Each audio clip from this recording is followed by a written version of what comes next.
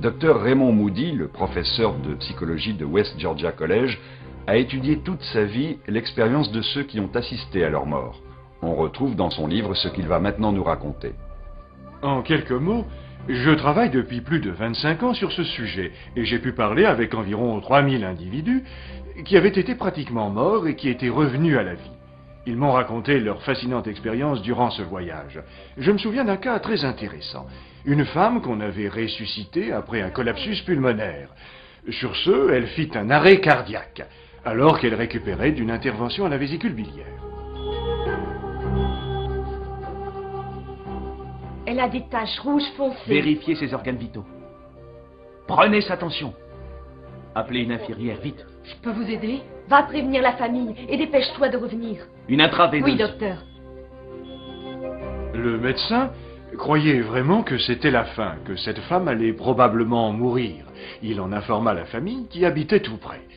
Et une amie de la famille qui gardait la fillette de cette femme jusqu'à son retour emmena la fillette jusqu'à l'hôpital. Mais devant l'urgence, elle habilla la petite avec ce qui lui tomba sous la main. Et la petite se trouva habillée avec une jupe et une blouse dépareillée. Et elles se rendirent toutes les deux à l'hôpital.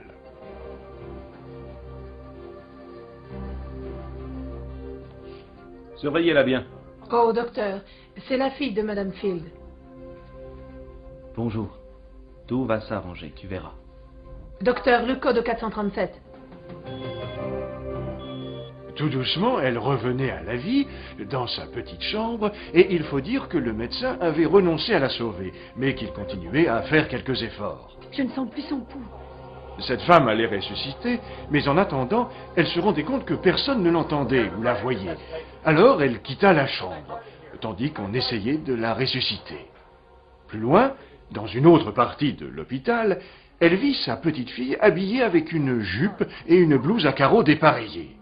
Elle était un peu embêtée de ce manque de goût et voulait savoir ce qui s'était passé.